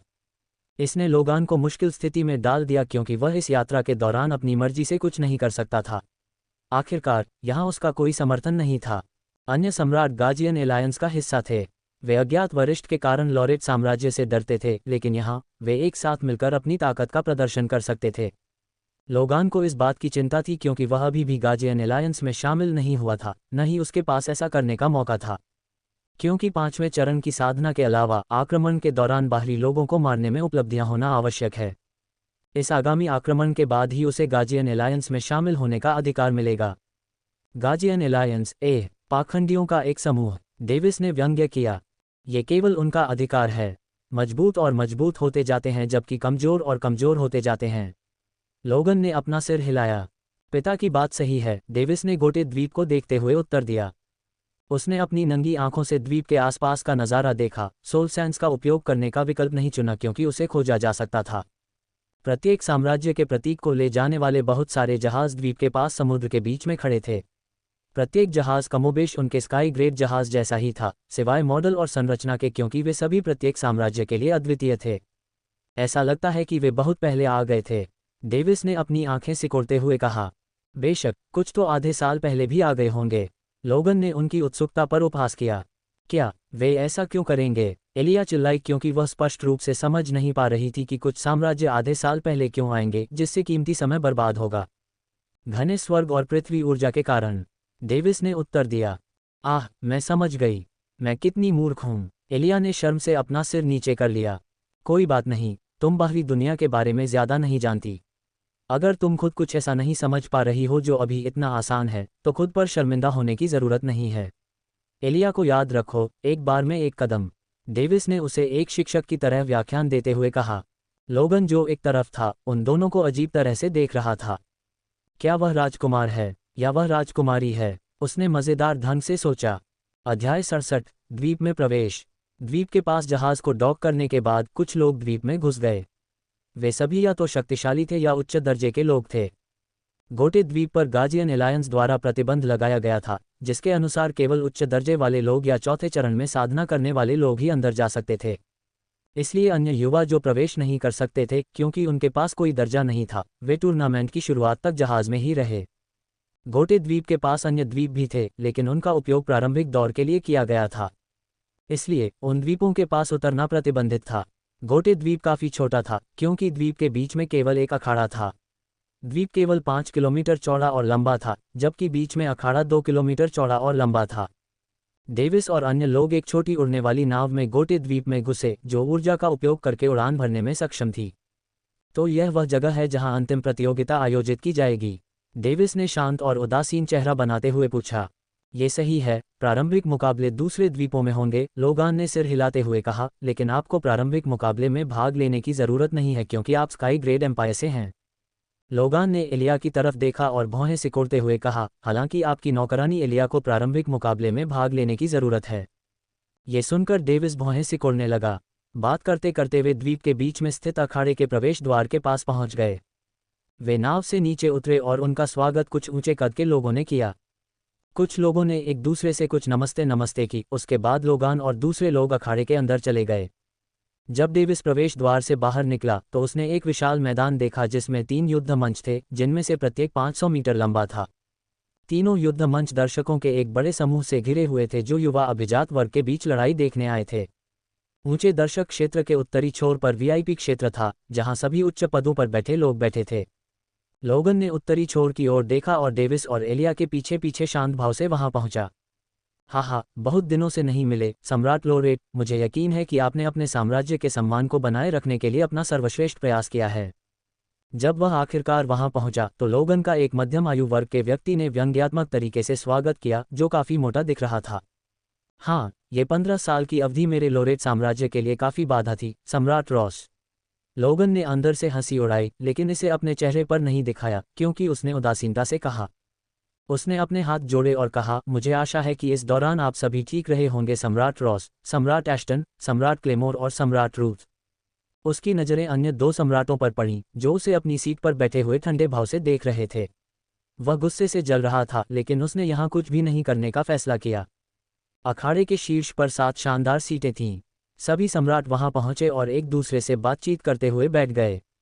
डेविस और एलिया उनके पास बैठे थे, लेकिन बहुत पास नहीं। वे विभिन्न साम्राज्यों के चुने हुए कुलीनों के साथ बैठे थे। लोगान ने सम्राट ट्रिटर और सम्राट रैवन को पूरी तरह से अनदेखा करना चुना, जबकि दूसरे पक्ष ने भी ऐसा ही किया। तुम बच्चे, तुम में ये कहने की हिम्मत है कि मैं ठीक था। मेरी बेटी को देखो, बहुत घमंडी। उसने मेरी एक नज़र भी नहीं बख्शी और मेरी जगह ऐसे छीन ली जैसे कि वह सड़क किनारे की कोई सब्जी हो जिसे लेने के लिए पका हुआ हो। ये सुनकर डेविस के अलावा सभी अन्य सम्राट हंस पड़े, लेकिन अन्य कुलीनों ने उसकी बात पर हंसने की हिम्मत नहीं की। जो बोला वह सम्राट मार्क रूथ था। वह तब तक सम्राट था जब तक कि इसाबेला रूथ ने अपने सशक्तिकरण के लिए उससे सिंहासन नहीं छीन लिया, या ऐसा अफवाहों में कहा गया। मेरी संवेदना सम्राट रूथ, आपके लिए ये कठिन था। लोगन ने लापरवाही से जवाब दिया, लेकिन वह अंदर ही अंदर हंस रहा था। छोड़ो, आपके लिए यह मुझसे भी कठिन था। ये 15 साल की अवधि आपके साम्राज्य के लिए एक आपदा थी। मेरी संवेदनाएं भी आपके साथ हैं। सम्राट रूथ ने सिर हिलाते हुए कहा। लोगन ने सिर हिलाया और कुछ नहीं कहा। क्या ऐसा हो सकता है? तो अफवाहें सच थीं? सम्राट क्लेमोर ने आंखें सिकोड़ते हुए अविश्वसनीय रूप से पूछा। हाँ, वह छोटी लड़की अपनी ही दुनिया में है, किसी की सलाह नहीं सुन रही है। वह खुद ही बाहरी दुनिया में चली गई। वह लड़की, मुझे उम्मीद है कि वह जिंदा रहेगी, सम्राट रूथ ने कहा और उसका चेहरा गंभीर हो गया। हालांकि वह उसकी बातें नहीं सुनती, फिर भी वह उससे बहुत प्यार करता था क्योंकि वह उसकी बेटी और उसका गौरव थी। जहां प्रत्येक साम्राज्य के युवा कुलीन बैठे थे, वहां कई तरह की सांसें देखी जा सकती थीं। उनके चेहरे ऐसे लग रहे थे जैसे उन्हें बहुत बड़ा झटका लगा हो, लेकिन फिर भी कुछ अभी भी घमंडी और अहंकारी बने हुए थे क्योंकि वे खुद को जूनियर पीढ़ी का मानते थे। यहाँ तक कि सम्राट भी उसकी असाधारण उपलब्धि की प्रशंसा में आहें भर रहे थे। कुछ तो बेहद ईर्ष्यालु भी थे। बाहरी दुनिया में शायद ऐसी कई शक्तियां हैं जो हमसे कहीं ज्यादा शक्तिशाली हैं, इसलिए मुझे उम्मीद है कि आपकी बेटी के साथ कुछ ऐसा न हो जिसे क्रूर माना जा सके। बगल से एक डरावनी आवाज आई। सभी ने उसकी ओर देखा। ये सम्राट ट्रिटर था जिसने ये शब्द कहे थे। ये शब्द, तुम्हारा क्या मतलब है? सम्राट रूथ ने पूछा और उसकी आभा भड़क उठी। कुछ लोग इस तमाशे को देखकर खुश थे जबकि कुछ अन्य नाराजगी में भौहें सिकोड़ रहे थे। मैंने जो कहा उसका मतलब बिल्कुल वैसा ही था। मुझे उम्मीद है कि आपकी बेटी को कुछ न हो, सम्राट रूथ। सम्राट ट्रिटर ने ये शब्द कहते हुए भयानक रूप से मुस्कुराया। उसके शब्द उचित लग सकते हैं, लेकिन सभी जानते थे कि वह जो कह रहा था उसके विपरीत चाह रहा था। सम्राट रूथ ने गुस्से में अपने दांत पीस लिए। जैसे ही वह कुछ करने जा रहा था, एक आवाज़ गूंजी, छोड़ो सम्राट रूथ। कुछ लोग दूसरों को अपने सिर पर चढ़ते हुए देखना बर्दाश्त नहीं कर सकते। लोगन ने उदासीनता से ये शब्द कहते हुए कहा, हाँ हाँ, बढ़िया कहा सम्राट लोरेट। ये सुनकर सम्राट रूथ हंसे क्योंकि उन्हें यह नया ताज पहनाया गया सम्राट पसंद आने लगा था। सम्राट ट्रिटर ने अपनी आंखें सिकोड़ लीं और अचानक हंस पड़े। 2 बच्चों को वीआईपी सीटों पर लाना, भले ही वे शाही दर्जे के हों, उनकी शिक्षा शायद इतनी कम है कि वे यहाँ बैठने के लायक नहीं हैं। वास्तव में वे अंतिम प्रतियोगिता में सीधे भाग लेने के भी लायक नहीं हैं। सम्राट लोरेट और सम्राट ट्रिटर ने एक दूसरे को घूरा। वीआईपी सीटों के आसपास तनावपूर्ण माहौल बनने लगा। अध्याय 68, दिखावा। तो क्या हुआ अगर उनके पास पर्याप्त खेती का स्तर नहीं है? जब तक मैं यहाँ हूँ, अगर वे सीधे भाग लेना चाहते हैं तो वे कर पाएंगे। लोगन ने उदासीन चेहरे के साथ दबंगई से कहा, क्या धूर्तता है? क्या आप गार्जियन एलायंस का अपमान कर रहे हैं? सम्राट रेवन ने व्यंग्यात्मक लहजे में अपनी आवाज़ ऊंची की।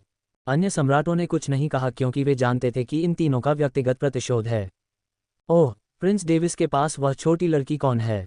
मुझे याद है कि आपकी बेटी केवल 5 या 6 साल की होगी। सम्राट ट्रिटर ने सवालिया लहजे में पूछा। वास्तव में अपने खुफिया नेटवर्क के साथ वह पहले से ही जानता था कि यह लड़की कौन थी। एलिया जिसने ये सुना वह कांप उठी। उसने बैंगनी रंग का लबादा पहना था और उसके बाल एक बन में बंधे हुए थे। लेकिन कोई फर्क नहीं पड़ता कि जिसने भी ये देखा, वे जल्दी से समझ गए कि उसका व्यवहार शाही परिवार के सदस्य जैसा नहीं था। वह मेरे बेटे की नौकरानी है, बस इतना जान लो, वह प्रारंभिक दौर में भाग लेगी। लोगन ने असंतुष्ट होकर उत्तर दिया, तो उसका यहाँ कोई काम नहीं है। लीन, उसे बाहर निकाल दो। सम्राट ट्रिटर ने उदासीनता से कहा। दूसरे युवक भी इस बात से नाखुश थे कि नौकरानी उनके साथ बैठी है। उनमें से किसका अपना गौरव नहीं था? हाँ, एक युवक, जो कथित तौर पर ट्रिटर परिवार का था, खड़ा हुआ और एलिया को चिढ़ाने वाली आंखों से देखने लगा। वह दुबला दिख रहा था और उसकी आंखें धंसी हुई थीं जैसे कि वह दिन भर यौन सुखों में लिप्त रहता हो। लोगन ने उसे ऐसे घूरा जैसे बाज अपने शिकार पर नजर रखता हो। लीन ट्रिटर तेजी से चला गया। सम्राट लोरेट की चमकती आंखों की जरा भी परवाह नहीं की क्योंकि वह अपने पीछे खड़ा था। हाँ, छोटी बच्ची, यहाँ तुम्हारे लिए सुरक्षित नहीं है। चलो मैं तुम्हें बाहर ले चलता हूँ। और वहाँ उसने अचानक अपने शब्द रोक दिए क्योंकि उसने देखा कि एक छोटा लड़का उसके सामने खड़ा है, जो उस छोटी लड़की के पास जाने से उसका रास्ता रोक रहा है। उस छोटे लड़के ने काले रंग के कपड़े पहने थे जो शायद उसे कुछ साल बड़े होने पर आकर्षक लगते, लेकिन अब यह उसे और भी प्यारा बना रहा था। उसने हंसते हुए कहा, छोटे राजकुमार डेविस, मैं तुम्हें चोट नहीं पहुंचाना चाहता, क्या तुम कृपया एक तरफ हट सकते हो? डेविस ने अपना चेहरा ऊपर उठाया और लीन की ओर देखते हुए एक शब्द बोला, भागो। हर तरफ से हंसी की आवाज़ें गूंजने लगीं। डेविस के शब्द सुनकर बैठे हुए युवा अभिजात वर्ग के लोग खूब हंसे। उसने कहा, भागो भागो, हाहा, हे भगवान, लीन ट्रिटर के लिए कितनी बड़ी हार। अगर मैं उसकी जगह होता तो मैं यहाँ और नहीं रहता। क्या उस बच्चे को पता भी है कि वह किसके साथ काम कर रहा है? कुछ लोगों ने डेविस का मजाक उड़ाया जबकि कुछ ने लीन का मजाक उड़ाया। मजाक भरी टिप्पणियां सुनकर लीन का चेहरा हरा हो गया। बच्चा, मैं तुम्हें एक आखिरी मौका देता हूँ, हट जाओ। लीन का चेहरा शर्मिंदगी से जल गया और वह गुस्से में चिल्लाया। लेकिन चेतावनी देने से पहले उसने हमला करने की हिम्मत नहीं की। मूर्ख, मैं फिर से कहूँगा, भागो। जैसे ही डेविस ने ये शब्द धीरे धीरे कहे और भी ज्यादा, हंसी की आवाज़ें बगल से फूट पड़ीं। बच्चा, मुझे निर्दयी होने के लिए दोष मत दो। लीन ने अपनी मुट्ठियां कस लीं और डेविस के चेहरे पर मुक्का मारा। डेविस ने शांति से आने वाली मुक्का को देखा जो उसे बहुत धीमी लगी। उसने सोचा कि वह इस दौरान कम से कम 10 बार चकमा दे सकता था। जब लीन का मुक्का डेविस के चेहरे के पास पहुंचा तो डेविस ने अपना चेहरा थोड़ा सा बगल की ओर किया और अविश्वसनीय समय पर उसके मुक्के को चकमा दिया। डेविस को देखकर हर कोई दंग रह गया। डेविस को डर नहीं था कि उसकी बॉडी टेम्परिंग कल्टीवेशन का पता चल जाएगा क्योंकि वह जानता है कि जब तक वह अपने शरीर की आभा को प्रकट नहीं करता तब तक कोई रास्ता नहीं है जिससे वे इसका पता लगा सकें। वह जानता था कि वे केवल अनुमान लगाने या जांच करने की कोशिश कर सकते हैं। जैसे ही लीन ने अपनी मुक्का वापस प्राप्त करना समाप्त किया, उसने खुद को दर्शकों की सीटों से उड़ते हुए अखाड़े में गिरते हुए महसूस किया। डेविस की मुक्का इतनी तेज थी कि लीन को यह पता ही नहीं चला। लीन ने अपनी पूरी कोशिश करते हुए खड़े होने के लिए संघर्ष किया। उसे ऐसा लगा जैसे उसके अंदरूनी अंग बाहर आ रहे हैं। जैसे ही वह खड़ा हुआ, उसने मुंह में खून थूक दिया और डेविस को घृणा से घूरने लगा। मैं तुम्हें मार डालूंगा। जैसे ही वह अपना दिमाग खो बैठा, उसे अचानक सम्राट ट्विटर से एक आत्मा संचरण प्राप्त हुआ जिससे वह अपने होश में वापस आ गया। लगता है कि आपका बेटा ही इस जगह पर रहने के लायक नहीं है, सम्राट ट्विटर। सम्राट एस्टन ने अचानक अपनी आंखें चमकाते हुए कहा। आखिरकार, अपने दामाद को अत्यधिक प्रतिभाशाली देखकर उसने सोचा कि उसे उसकी मदद करनी चाहिए, चाहे कुछ भी हो। मेरे बेटे में इस 10 वर्षीय प्रतिभा की तुलना में कुछ कमी हो सकती है, लेकिन वह नौकरानी अभी भी यहाँ अपनी जगह की हकदार नहीं है। सम्राट ट्विटर ने नाराजगी में कहा। उसे लगा कि उसके बेटे की अक्षमता के कारण उसने कुछ सम्मान खो दिया है। अचानक एक धमाके की आवाज़ सुनाई दी और सभी सिर छोटे लड़के की ओर देखने लगे। डेविस ही था जिसने ध्यान आकर्षित करने के लिए अपने पैर पटके। उसने अपने हाथ जोड़े और कहा, सम्राटों और युवा अभिजात वर्ग, मैं राजकुमार डेविस हूं और यह मेरी नौकरानी एलिया है। उसे निशाना बनाना मुझे निशाना बनाने के समान है। आपको उन परिणामों से सावधान रहना चाहिए जो एक दिन आपके दरवाजे पर आ सकते हैं। ऐसा कहने के बाद, मैं और एलिया हमारे क्षितिज को व्यापक बनाने के लिए प्रारंभिक दौर में भाग लेने जा रहे हैं, भले ही आपने कुछ भी न कहा हो, सम्राट ट्विटर। इसलिए इस पूरे समय मुझे आपकी नासिका सांसें हम पर बर्बाद करने के लिए बहुत खेद है, डेविस ने मुस्कुराते हुए कहा। उसके चेहरे पर एक मजाकिया भाव था। अहंकारी। सम्राट ट्विटर का चेहरा गुस्से से लाल हो गया और वह खड़ा हो गया। वह एक उच्च कद के सम्राट को 10 साल के बच्चे द्वारा कब फटकार लगाई गई थी और उसका मजाक उड़ाया गया था। यह मौत को आमंत्रित करना था। कई युवा डर से स्तब्ध रह गए और कुछ ने प्रशंसा में ये दृश्य देखा। वे सभी सोच रहे थे, वास्तव में एक नवजात बछड़े को बाघ का डर नहीं पता है। सम्राट लोरेट और सम्राट एस्टन जल्दी से डेविस के सामने चले गए। इसका क्या मतलब है, सम्राट एस्टन? सम्राट ट्विटर ने झुंझलाहट में पूछा। मैं तुम्हें अपने दामाद को सिर्फ इसलिए नुकसान पहुंचाने नहीं दूंगा क्योंकि तुम्हारी राय किसी ने स्वीकार नहीं की। ठीक है, सिर्फ एक नौकरानी की वजह से विवाद शुरू करने की कोई ज़रूरत नहीं है, सम्राट रूथ ने खड़े होकर कहा। राजकुमार डेविस, क्या मैं तुम्हें प्रारंभिक तैयारी में जाने के लिए कह सकता हूं? हम कल प्रारंभिक तैयारी शुरू करेंगे, इसलिए अभी के लिए द्वीप के पूर्वी हिस्से में जाकर इकट्ठा हो जाओ। डेविस ने अपना सिर हिलाया क्योंकि वह स्पष्ट रूप से देख सकता था कि सम्राट रूथ उसे इस झंझट से बाहर निकलने का रास्ता दे रहे हैं, और स्वाभाविक रूप से वह इस प्रस्ताव को अस्वीकार नहीं करेगा क्योंकि वह ऐसे व्यक्ति से निपटना नहीं चाहता था जिसे वह वर्तमान में अपने डेथ नोट का उपयोग किए बिना संभाल नहीं सकता। सम्राट एस्टन के बारे में उसकी धारणा भी बढ़ी, लेकिन बहुत ज़्यादा नहीं क्योंकि वह जानता था कि यह जनता के सामने अपनी प्रतिभा दिखाने का नतीजा था। अध्याय 69, मुझे मजबूत बनने में मदद करें। तो मैं विदा लेता हूं सभी। डेविस ने अपने हाथ जोड़े और औपचारिकता से झुक गया। वह जिस दबाव का सामना कर रहा था उसे 2 सम्राटों ने कम कर दिया, जिन्होंने उसे सम्राट ट्विटर से बचाया था। मेरे साथ लड़ाई करने के बाद तुरंत भागने की सोच रहा था। सम्राट ट्विटर इसे चुपचाप सहने के लिए तैयार नहीं था। मुझे आश्चर्य है कि वह कौन था जो ईमानदारी से डर गया और हमारे साम्राज्य को नष्ट करने के लिए आने के बाद पीछे हट गया, डेविस ने मजाकिया अंदाज में पूछा। ठीक उसी समय जब सम्राट ट्विटर आगे बढ़ने वाला था, एक राजसी आभा फैल गई जिसने अखाड़े को घेर लिया। सम्राट ट्विटर, क्या आप मुझे कुछ चेहरा नहीं दिखाने वाले हैं? मैंने पहले ही रुकने के लिए कहा है और आप अभी भी नहीं रुक रहे हैं, सम्राट रूथ ने अपनी राजसी आभा छोड़ते हुए कहा। वह सुनहरे शाही वस्त्र पहने हुए थे जिन पर बाढ़ के ड्रैगन पैटर्न थे। सम्राट ट्विटर ने बैठते समय कुछ नहीं कहा। उसे डेविस को उसके किए के लिए यातना देने का मन कर रहा था। एक बात जो उसे समझ में नहीं आ रही थी वह ये थी कि सम्राट रूथ उस छोटे बच्चे की मदद क्यों करेगा। चलो चलते हैं, डेविस ने एलिया के साथ अखाड़े से बाहर निकलते समय कहा। डेविस से ठीक 6 मीटर की दूरी पर लाल रंग के वस्त्र पहने एक अकेली लड़की बैठी थी। उसका चेहरा घूंघट से ढका हुआ था, लेकिन जब वह पलकें झपका रही थी तो उसकी आंखें आग की तरह जल रही थीं। उसके लंबे बाल लाल हो रहे थे जिसे उसने पोनीटेल में बांधा था। उसके चेहरे का बायां आधा हिस्सा बैंग से ढका हुआ था जिसे वह अपने मुंह से ऊपर की ओर उड़ा रही थी। जिस क्षण उसने उसे देखा, वह उसे जांचती हुई आंखों से परख रही थी। क्या हिम्मत है! क्या वह ये नहीं समझता कि वह सड़क पर कहीं चुपचाप मारा जाएगा? कुछ युवक उसे अजीब तरह से देख रहे थे। उसे लगा जैसे उनकी निगाहें पूछ रही हों, क्या वह बच्चा तुम्हारा भावी पति है? तुम क्या देख रहे हो? भाग जाओ! शर्ली चिल्लाई क्योंकि उसे डेविस से शर्मिंदगी महसूस हो रही थी। दूसरे युवकों ने जल्दी से अपना सिर घुमाया क्योंकि वे उससे कुछ डरे हुए थे। ठीक है दोस्तों, तुम्हें उससे सीखना चाहिए। उसका स्वभाव तो देखो, एक सम्राट से भी टक्कर लेने की हिम्मत कैसे हुई? इतनी क्षमता वाले व्यक्ति ने कहा कि वह अपने क्षितिज को व्यापक बनाने जा रहा है। तुम सब क्या कर रहे हो? जाओ प्रारंभिक दौर में भाग लो। सम्राट एस्टन ने टूर्नामेंट में भाग लेने के लिए अपने साथ आए सभी लोगों को एक सोल ट्रांसमिशन भेजा। यह एक बोझ है। नहीं, हम नहीं जा रहे हैं। अगर हम गए तो यह नरसंहार होगा। वे आम लोग हमारे सामने खड़े भी नहीं हो पाएंगे। उसे जो जवाब मिले उससे उसका सिर लगभग फट गया। ये बच्चे, उसने सोचा और आह भरी।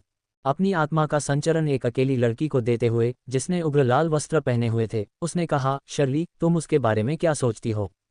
उसके क्षितिज को क्या व्यापक बनाता है? क्या वह वयस्क होने से पहले ही मारा नहीं जाएगा? शर्ली एस्टन ने गुस्से में कहा। सम्राट लोरेट उसके साथ थे, लेकिन प्रिंस डेविस का आत्मविश्वास स्पष्ट रूप से उससे नहीं आता है, सम्राट एस्टन ने कहा और उसका चेहरा बदल गया। उसने एक निश्चित संभावना के बारे में सोचा, लेकिन उसे पक्का करने की हिम्मत नहीं हुई। क्या वह अपनी उम्र के हिसाब से थोड़ा ज्यादा दबंग नहीं है? उसने उलझन में पूछा। मुझे लगता है कि उसके पास इसका समर्थन करने की शक्ति है, हालांकि मुझे इस बारे में यकीन नहीं है। फिर हम इसे तब देखेंगे जब प्रतियोगिता समाप्त होगी, शर्ली ने कहा, और उसे इसका बेसब्री से इंतजार था। उसे पूरा भरोसा था कि वह इस ग्रैंड सी कॉन्टिनेंट मीट के दौरान पहला स्थान प्राप्त करेगी। जब वह बोलती है तो उसका स्वभाव उग्र होता है, लेकिन जब वह चिंतन करती है तो उसका व्यक्तित्व शांत स्वभाव में बदल जाता है। आप कह सकते हैं कि वह अपने मुंह पर नियंत्रण नहीं रख पाती थी, लेकिन अपने विचारों पर कुछ हद तक नियंत्रण रख सकती थी। इसके बाद सम्राटों ने अपना समय आराम से बिताते हुए बातचीत की। युवा अभिजात वर्ग ने कुछ सुखद बातचीत की और फिर चुप हो गए, जैसे कि यह उनका कोई काम नहीं था। लेकिन कुछ युवा थे जो सक्रिय रूप से सभी का अभिवादन करने और उनसे परिचित होने के लिए घूम रहे थे। यह क्षेत्र उत्तर की ओर आकाशीय शक्तियों वाले लोगों से भरा हुआ था। यहाँ तक कि विभिन्न संप्रदाय के गुरु, संगठन प्रमुख भी मौजूद थे, लेकिन उन्होंने सम्राटों के साथ हस्तक्षेप न करने का फैसला किया। इसके बजाय वे या तो अपने जैसे लोगों से बात करते थे या बहस करते थे। एक छायाचित्र द्वीप के पूर्व की ओर आराम से दौड़ रहा था, हालांकि वह छायाचित्र बहुत तेज था। डेविस, मेरा इंतजार करो, एक लड़की जैसी छायाचित्र जो पूरी ताकत से भाग रही थी, ने जोर से चिल्लाया। ये सुनकर छायाचित्र, जो डेविस था, धीमा हो गया और एलिया के साथ तालमेल बिठाते हुए अपनी गति बनाए रखी। तुम इतनी तेज क्यों भाग रहे हो? मुझे पीछे मत छोड़ो। हाँ, माफ करना, ये जगह आज़ादी से दौड़ने के लिए बहुत मज़ेदार है। मैं अपनी बाधाओं को कम किए बिना नहीं रह सका। ये दोनों इस समय एक जंगल से गुजर रहे थे। ये जंगल हरा भरा था और इसका शांत और शांतिपूर्ण दृश्य जीवन से भरा हुआ था। क्या होगा अगर कुछ हो गया? फिर मैं सम्राट को रिपोर्ट नहीं कर पाऊंगी। मेरे बिना मत भागो, एलिया ने उसे डांटते हुए कहा। डेविस, जो उसके आगे दौड़ रहा था, उसने अपना शरीर उसकी ओर घुमाया और पीछे चलता रहा। हाँ, मेरी रानी, उसने एक हाथ छाती पर रखकर झुकते हुए कहा। एलिया ने यह सुना तो वह दंग रह गई, क्योंकि उसका चेहरा लाल हो गया था। उसने उसके लाल होने पर ध्यान न देने का नाटक किया और सामने की ओर मुड़ गया। उसे धमकाना अच्छा लग रहा था, लेकिन वह नहीं जानता था कि वह बेशर्मी से काम कर रहा था, जिसके परिणामस्वरूप एलिया उसे और भी अधिक पसंद करने लगी। एक पल बीतने के बाद उसने खुद को शांत किया और डेविस से पूछा, क्योंकि वह उस मामले के बारे में उत्सुक थी। तुमने मुझे उस व्यक्ति से लड़ने क्यों नहीं दिया? भले ही मैं थोड़ा डरा हुआ था, लेकिन मुझे यकीन था कि मेरे साधना स्तर के साथ मैं उसे हरा सकता था। तुम उसे हरा सकते थे, लेकिन परिणाम अलग होते, क्योंकि सम्राट ट्रिटर बिना कोई कारण बताए तुम्हें मार देता, क्योंकि तुम्हारी स्थिति उच्च नहीं है। इसलिए मेरे पास कोई विकल्प नहीं था, क्योंकि वह मुझे इतनी आसानी से नहीं मार सकता था। ये सुनकर उसका चेहरा पीला पड़ गया, लेकिन वह जल्दी से शांत हो गई और उस पर चिल्लाने लगी।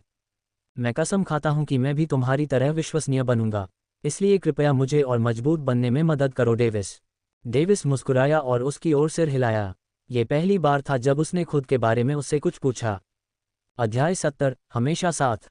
गोटे द्वीप के पूर्वी छोर पर वहां बहुत सारे लोग थे, जिनकी संख्या 10 लाख से भी ज्यादा थी। वहां बहुत सारी कतारें भी थीं, जिनमें युवा साधक अपने टोकन पाने के लिए कतार में खड़े थे। सच में, मैंने पहले कभी इतनी बड़ी कतार नहीं देखी, एक युवक जो काफी भोला दिख रहा था ने नाराजगी भरे लहजे में कहा। मैं भी नहीं, युवक के पीछे खड़ी एक युवा लड़की ने जवाब दिया। हे, तुम नहीं जानते, लेकिन अगर सभी एक ही समय पर अपने टोकन लेने आते तो कतार और भी बड़ी हो जाती। अचानक एक अनजान युवा साधक ने बीच में आकर युवती को अपना ज्ञान दिखाने की कोशिश की। भाई, तुम्हारा मतलब है? एक और युवक, जो दुबला पतला दिख रहा था, बातचीत में शामिल हो गया। हाँ, पहले से ही 5 मिलियन से ज्यादा प्रतियोगी हैं जिन्होंने अपने टोकन पा लिए हैं, उस अनजान युवा साधक ने जवाब दिया। हाँ, ठीक है, आखिरकार दूसरे साम्राज्य पहले ही यहाँ आ चुके हैं, उस दुबले पतले युवक ने समझ में सिर हिलाया। डेविस और एलिया, जो कतार में खड़े लोगों के ऊपर से गुजर रहे थे, ने इस तरह की बहुत सी बातचीत सुनी जिससे उन्हें ये समझने में आसानी हुई कि क्या हो रहा था। एलिया, क्या तुमने सुना? एलिया ने सुनी गई जानकारी को पचाते हुए जवाब दिया, हम। ऐसा लगता है कि 12 द्वीप हैं जहां प्रारंभिक कार्य होंगे।